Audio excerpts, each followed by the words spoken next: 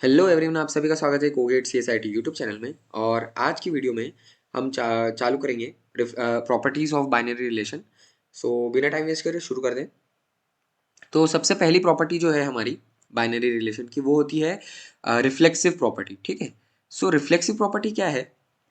सो देखो, हमारा जैसे ये जैसे मैंने यहाँ लिखा है, binary relation is said to be reflexive if for all A is a member of, हमारा सेट जो ए है वो उसका मेंबर है, और ए कॉमा ए जो है वो रिलेशन का पार्ट हो। ठीक है। मतलब हमारे पास जैसे एक सेट ए है ना, 1 2 3। तो हमें क्या करना है, हमें क्या करना है, मतलब चेक करना है कि अगर कोई रिलेशन रिफ्लेक्सिव है कि नहीं, कोई बाइनरी रिलेशन रिफ्लेक्सिव है कि नहीं। तो वो कैसे चेक करेंगे? तो जैसे मैंने यहाँ पर लिखा है R1 है जैसा हमारा। ठीक है। सो रिफ्लेक्सिव कैसे हुआ ये? तो वो सारे एलिमेंट्स, वो सारे रिलेशंस आना चाहिए आपके मतलब वो सारे बाइनरी रिलेशन आना चाहिए आपका जो रिलेशन है R1, जिसके अंदर आपके जितने भी कॉम्बो बन रहे हैं, जैसे 1 1 का एक कॉम्बो बनेगा, है ना, 2 2 का बनेगा, 3 3 का बनेगा। मतलब आपको वो सारे रिलेशन रखने हैं जिसमें आपके सारे एलिमेंट जो हैं वो एक साथ आ रहे हो, दो दो बार। ठीक है। मतलब 1 1 आ गया, जैसे 2 2 आया, 3 3 आया, ये एक हमारा रिलेशन हो गया। तो ये एक रिफ्लेक्सिव कहलाता है। अगर इनमें से एक भी रिलेशन आपका प्रेजेंट नहीं है, जो भी आपका R1 में जैसे प्रेजेंट नहीं है, एक भी प्रेजेंट नहीं, मान लो ये प्रेजेंट नहीं है, तो ये रिफ्लेक्सिव नहीं कहलाता है। ठीक है। इसको हम रिफ्लेक्सिव नहीं बोलते। कोई भी एक प्रेजेंट नहीं हो, या तो 3 3 ना हो, या फिर 2 2 ना हो, या फिर 1 1 नहीं हो, तो वो रिफ्लेक्सिव नहीं कहलाता है। देखो मैंने यहाँ पे जैसे आपको मेंशन करा है, 1 1 हमारा है, 2 2 है, 3 3 नहीं है, 1 2 है रिलेशन में। इसलिए ये जो रिलेशन है हमारा R2, ये रिफ्लेक्सिव नहीं है। मैंने यहाँ लिखा हुआ भी है क्योंकि यहाँ 3 3 प्रेजेंट नहीं है। ठीक है। सो ये है हमारा रिफ्लेक्सिव रिलेशन। और इसको मतलब अगर आपको जैसे जनरली आपको ऐसे तो देंगे नहीं कि सेट दे दिया ए और एक रिलेशन दे दिया R, और उसके अंदर आपको एलिमेंट्स दे दिए, ऐसे तो क्वेश्चन आते नहीं है। ठीक है। तो जो जिस टाइप के क्वेश्चन आते हैं उसमें क्या रहता है, आपको बोल देंगे कि ए कॉमा ए, मतलब आपको एक वेरिएबल के फॉर्म में दे देंगे, ए कॉमा बी का पेयर दे दिया, है ना, आपको बोला गया कि ये रिफ्लेक्सिव है कि नहीं।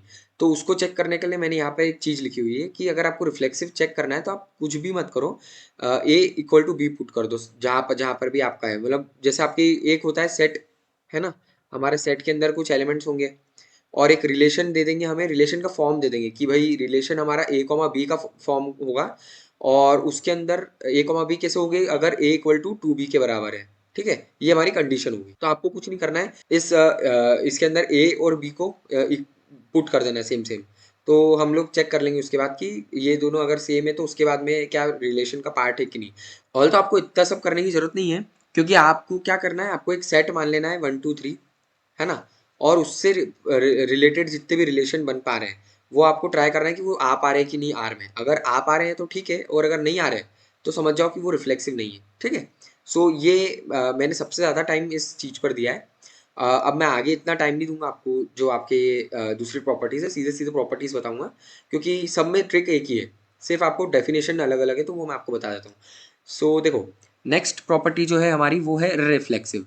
इररिफ्लेक्सिव मतलब ऐसा रिलेशन जिसमें हमारा मतलब एक भी रिफ्लेक्सिव रिलेशन नहीं आना चाहिए, है ना। रिफ्लेक्सिव रिलेशन किस टाइप का होता है? ए कॉमा ए टाइप का।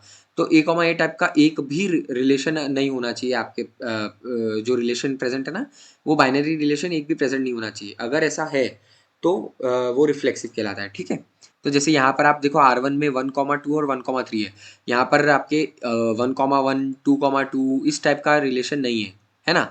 तो ये कहलाता है आपका इररिफ्लेक्सिव रिलेशन। ठीक। ऐसा और जो नेक्स्ट है R2, आप अगर उसको देखोगे तो R2 जो है वो नीदर रिफ्लेक्सिव नॉर रिफ्लेक्सिव है। उसका कारण क्या है? तो देखो, रिफ्लेक्सिव बोलता है कि आपको सारे पेयर्स होना चाहिए, है ना, ए कॉमा ए टाइप के जितने बन रहे हैं। और इररिफ्लेक्सिव ये बोलता है कि आपको एक भी पेयर नहीं होना चाहिए ए कॉमा ए टाइप का। लेकिन यहाँ पे क्या है, कुछ पेयर अवेलेबल है हमारे पास ए कॉमा ए टाइप के, पर कुछ पेयर अवेलेबल नहीं है। समझे? तो कंडीशन दोनों के लिए फॉल्स हो गई, रिफ्लेक्सिव इररिफ्लेक्सिव दोनों के लिए। तो ये हमारा नीदर रिफ्लेक्सिव नॉर इररिफ्लेक्सिव, और ये हमारा R1 जो है वो है हमारा इररिफ्लेक्सिव है। ठीक है। सिमिलरली मैंने एक और एग्जांपल दिया है, ये आप देख लेना इन सारी एग्जांपल को। अभी अपन नेक्स्ट प्रॉपर्टी पे चलते हैं। नेक्स्ट है हमारी सिमेट्रिसिटी। तो देखो, अगर कोई बाइनरी रिलेशन सिमेट्रिक कब कहलाता है? तो बाइनरी रिलेशन आर सिमेट्रिक कहलाएगा। तो बाइनरी रिलेशन सिमेट्रिक कब कहलाता है? तो बाइनरी रिलेशन सिमेट्रिक तब होता है जब आपके पास एक ए कॉमा बी टाइप का एक रिलेशन अवेलेबल है आपके आर में, है ना, और बी कॉमा ए टाइप का भी रिलेशन आपके जो मतलब आपका जो रिलेशन है वो आर में प्रेजेंट हो, है ना। अगर ए कॉमा बी है तो बी कॉमा ए भी प्रेजेंट हो, उसको हम बोलते हैं सिमेट्रिक, अगर अवेलेबल है तो देखो, जैसे 1,1 का अवेलेबल क्या है, खुद 1,1 तो वो यहीं पर अवेलेबल है ना। 2,2 के लिए भी सेम है। 1,2 के लिए अवेलेबल क्या होना चाहिए, अगर सिमेट्रिक करना है तो 2,1 तो वो अवेलेबल है, तो इसलिए ये पूरा रिलेशन हमारा सिमेट्रिक हो गया, R1 जो है वो सिमेट्रिक हो गया, ठीक है। नेक्स्ट एक एग्जांपल देख लेते हैं, R2 देख लेते हैं। R2 में 1,1 अवेलेबल है, हाँ कोई तकलीफ नहीं। 2,2 भी अवेलेबल है, ठीक है। 1,2 अवेलेबल है, लेकिन इसका जो रिफ्लेक्स सिमेट्रिक पेयर है 2,1 वो अवेलेबल नहीं है, इसलिए R2 जो है वो सिमेट्रिक नहीं है, ठीक है। सो ये कहलाता है सिमेट्रिक। नेक्स्ट चलते हैं नेक्स्ट प्रॉपर्टी पे, एंटी सिमेट्रिक क्या होता है। सो देखो, एंटी सिमेट्रिक में हाँ, मतलब आपका रिलेशन में 1, मतलब ए टाइप का पेयर अलाउड है ना। अगर प्रेजेंट है तो नो प्रॉब्लम, ठीक है। बट अगर A, B टाइप का प्रेजेंट है तो B, A प्रेजेंट नहीं होना चाहिए, ठीक है। अगर ये प्रेजेंट है तो ये प्रेजेंट नहीं होना चाहिए। बाकी अगर A, टाइप का या B, टाइप का फॉर्म है, मतलब रिलेशन प्रेजेंट है, बाइनरी रिलेशन, तो वो चलेगा, कोई प्रॉब्लम नहीं उसमें, ठीक है। नो प्रॉब्लम लिखा हुआ है, ये कहलाता है एंटी सिमेट्रिक। देखो, जैसे यहाँ पर 1,1 अवेलेबल है, कोई तकलीफ नहीं। 2,2 अवेलेबल है, कोई तकलीफ नहीं। 3,3 अवेलेबल है, कोई तकलीफ नहीं। तो ये एंटी सिमेट्रिक है, ठीक है, क्योंकि इसमें हमने बोल के रखा है ए टाइप का फॉर्म अवेलेबल अलाउड है एंटी सिमेट्रिक में, है ना। अब जैसे अगर एक रिलेशन हो गया हमारा 1,2, है ना, या इसके बजाय एक एग्जांपल लेते हैं। एक रिलेशन है 1,1, मतलब एक बाइनरी रिलेशन, और सेकंड अवेलेबल है 1,2, है ना। ये हमारा रिलेशन अवेलेबल है, तो इसमें ये जो है ये एंटी सिमेट्रिक है। एंटी सिमेट्रिक है ये, क्योंकि यहाँ पर हम सेम सेम वाले तो अलाउड है हमें, तो वो तो कोई तकलीफ नहीं। और 1,2 का जो उल्टा मतलब सिमेट्रिक पेयर है 2,1, वो इसमें नहीं है प्रेजेंट, तो ये एंटी सिमेट्रिक हुआ, ठीक है। ऐसे करना है हमें, एंटी सिमेट्रिक मतलब ये, है ना। अब नेक्स्ट पे चलते हैं, हमारे लास्ट दो बचे हैं, इसके बाद प्रॉपर्टीज, इसके बाद हम क्वेश्चंस करेंगे। सो जो हमारी नेक्स्ट प्रॉपर्टी वो है एसिमेट्रिक, ठीक है। एसिमेट्रिक मतलब आपको एसिमेट्रिक की कंडीशन सिंपल होती है, आपकी जो A, B, B टाइप के पेयर्स हैं, है ना, वो प्रेजेंट नहीं होना चाहिए, should not be present, condition है शुड नॉट बी प्रेजेंट, पहली चीज, ठीक। एंड सेकेंडली, आपका जो A, B, अगर आपका रिलेशन अवेलेबल है तो B, A should not be present, ठीक है। अगर ये अवेलेबल है, जिसको मैं राइट से मतलब राइट के निशान से शो कर रहा हूँ, तो ये अवेलेबल नहीं होना चाहिए हमारे बाइनरी रिलेशन में, ठीक है। मतलब हमारा जो रिलेशन रहेगा तो ये अवेलेबल नहीं होना चाहिए, ठीक है। ये कहलाता है एसिमेट्रिक। अब जैसे यहाँ पर आप देखोगे एग्जाम्पल के लिए, तो यहाँ पर ये R2 ले लो, इसमें 1,2 अवेलेबल है ना, A, A टाइप का फॉर्म भी नहीं है इसमें, और A, B है तो B, A प्रेजेंट नहीं है, तो ये एसिमेट्रिक हो गया, ठीक। यहाँ पर अगर आप देखोगे तो ये नॉट एसिमेट्रिक होगा, क्योंकि यहाँ पे 1,1,2,2 टाइप का फॉर्म अवेलेबल है, समझे। तो इसलिए एसिमेट्रिक मतलब ऐसा होता है, ठीक है। और ये एक इंपॉर्टेंट पॉइंट है, आप चाहो तो इसे याद रख लेना। Every asymmetric relation is anti symmetric but vice versa is not true, ठीक है। इसको आप प्रूव भी कर सकते हो, कोई प्रॉब्लम नहीं है, तो इसको मैं इतना टाइम नहीं दूंगा। अभी मैं नेक्स्ट प्रॉपर्टी पे चलता हूँ। सो हमारी नेक्स्ट प्रॉपर्टी है ट्रांजिटिविटी। सो देखो, ट्रांजिटिविटी क्या कहती है कि हमारे पास अगर एक रिलेशन आर है जिसके अंदर हमारे पास A, B अवेलेबल है, ठीक है, B, C अवेलेबल है, बाइनरी रिलेशन अवेलेबल है, तो A, C should also be present in the relation R, ठीक है। अगर प्रेजेंट नहीं है तो ट्रांजिटिव नहीं है वो, समझे।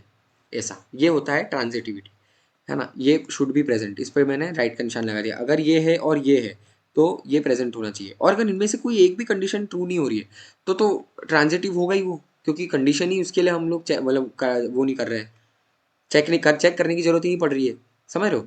तो वो तो ऑटोमेटिकली ट्रू हो जाता है। बस अगर इस टाइप का आ जाता है तो हमें चेक करना पड़ता है, A, B आ गया और B, C आ गया, तो फिर हमें चेक करना पड़ेगा कि A, C प्रेजेंट है कि नहीं।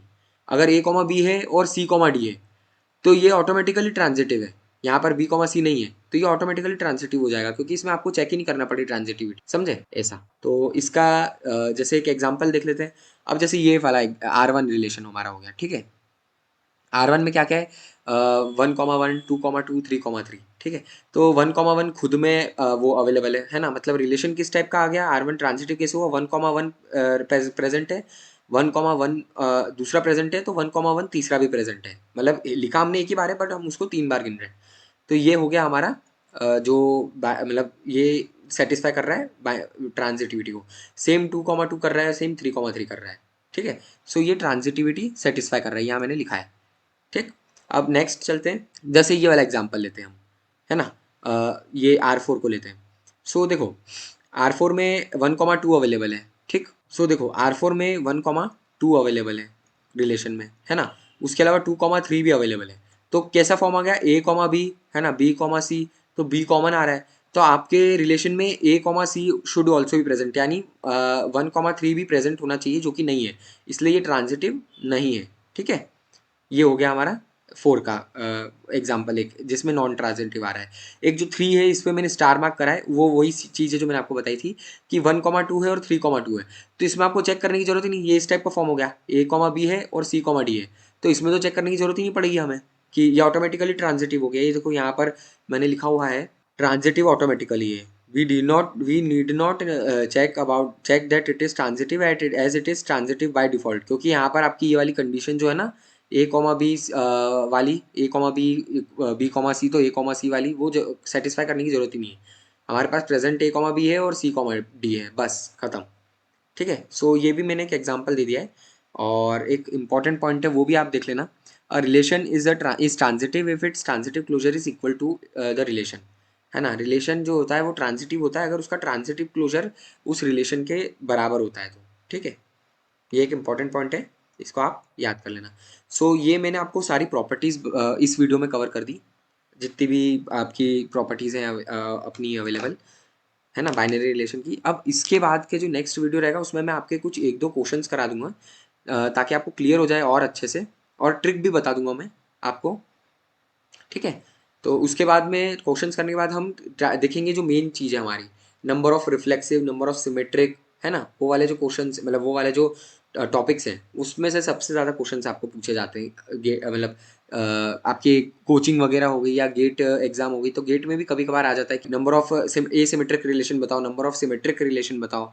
तो उसको करने की जो मतलब उसको समझा दूंगा मैं आपको, ताकि आपको याद करने की जरूरत नहीं पड़े, आप उसको डिराइव कर लो हाथों हाथ, है ना।